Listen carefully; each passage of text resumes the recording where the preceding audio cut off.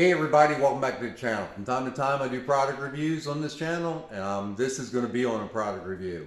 I had an older blower that just recently blew up on me. It was one of those ones, I'll put a link up there, that I did a long time ago, probably about 6-7 years ago.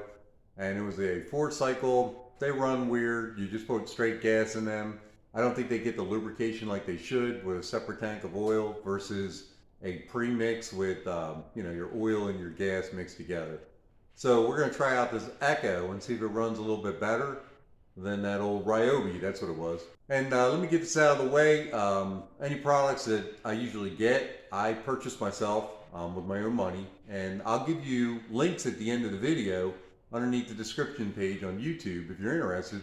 Whatever you purchase from those links, if you use those links, it helps the channel just a little bit. I mean, it's not like I want to make a fortune off of them, but if I refer it, I'm going to give you an honest opinion on it, whether I like it or not. So without further ado, let's get to it. This is the PB-2520. It is made by Echo. Echo has a 2-year commercial warranty and a 5-year consumer warranty. Since I'm a consumer, it says that they'll honor up to 5 years. Don't know, never really used their warranties before. It says the professional's choice. 25.4 cc gas-powered handheld blower. It's toolless, rotational design. Maximum airspeed, miles per hour, is 170 miles per hour. A dry weight is going to be 8.6. With the fuel capacity, fluid ounces is 18.6 ounces, fluid ounces.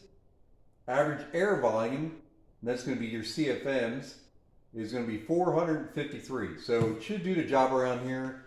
For medium to light blowing. You're going to be, working for a company or something, or doing your own yard business. Not sure this is going to be enough for you, but for us, for half-acre lot and blowing off the leaves and stuff around here, it should be pretty good. Here's the manual. Not much to it. Comes with the Echo oil, 1 gallon mix. So you're just going to get a 1 gallon container. Throw your oil in there and your gas and mix it up, you're ready to go. Unboxing isn't going to be all that spectacular. Here's the discharge chute. Wow, and that's it. There you go. Not much to it. Your fuel go in there. Here's your rip cord, starter cord. Spark plug there. Like I said, you're mixing it so you don't have a separate tank for oil. You're going to have gas and oil mixed. You squeeze this together here and it pops out. There's your air filter. You can change that out real easily. Just push it together, pops right in there. That's really nice. Here's your primer bulb and your choke.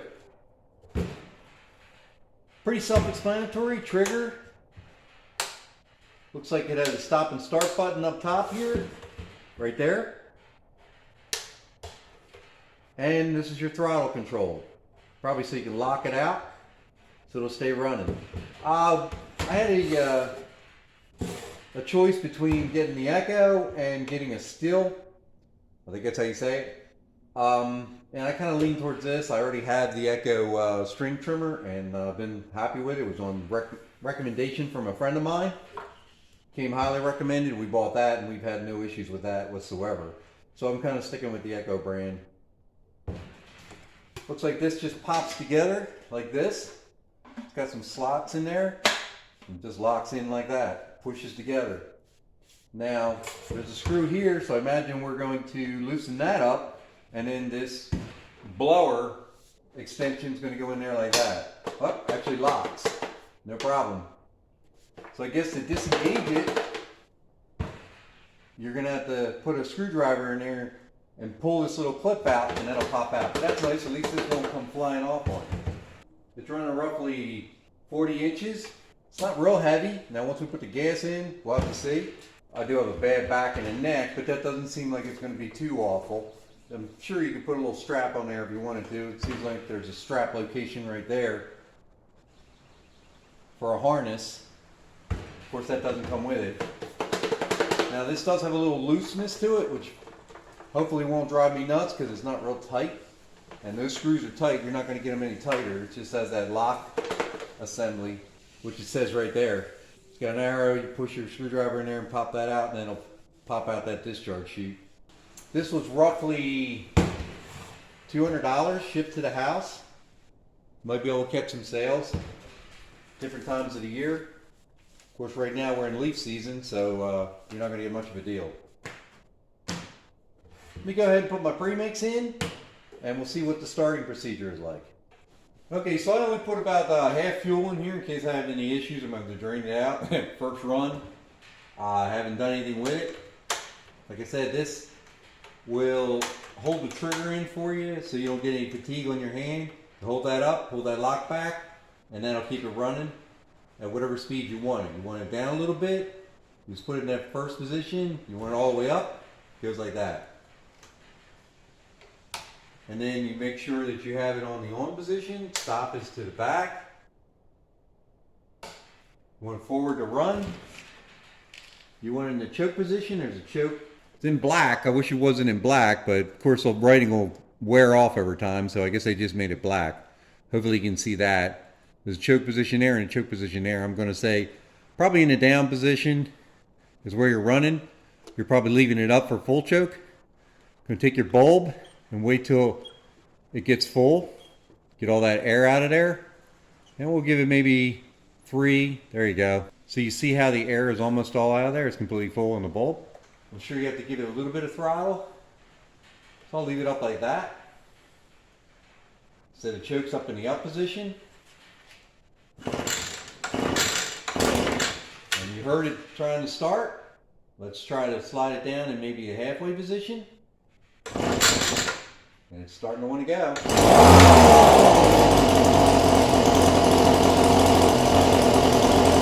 Put this here.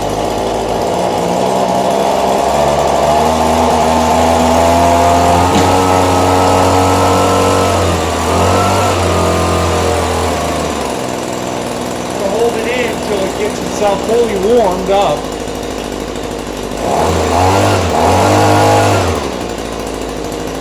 Just let it sit there. Now, from what I've heard from some previous reviews, you're going to want to let this warm up totally before you start going out on it. So it's going to run like crap until it starts to get real warmed up. Once you feel like you're starting to get there, put it down here in the run position. So there is an arrow right here. Start it off in this position, shut it off, pull it back, and that disengages it. So that's pretty much the unboxing. We fired it up completely from start. No BS. Fired right up. I didn't fire it up ahead of time. You just sat here and watched me do it. Now let's see what it's going to do for some leaves. Okay, so once again, I don't have any big production company. I'm doing this with just a small camera. I'm not making a ton of money on YouTube, to be honest with you.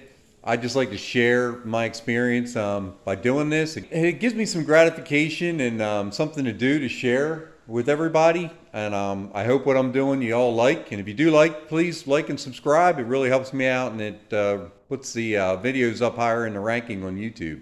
So let's get started on this. I'm going to fire it up. You're probably not going to be able to hear me too much, but you're going to hear the blower.